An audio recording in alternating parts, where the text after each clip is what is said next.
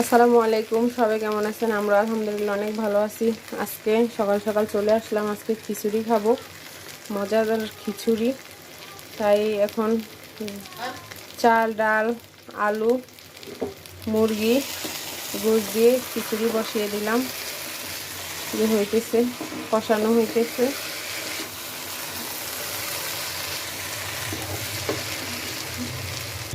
এখানে খিচুড়ির সাথে পানি দেওয়ার জন্য হিটারে পানি দিয়ে দিলাম।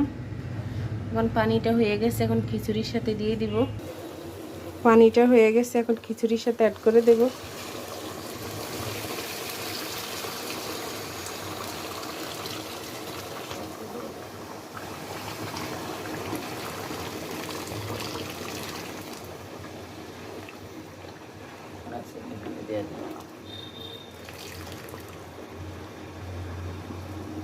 পানিগুলো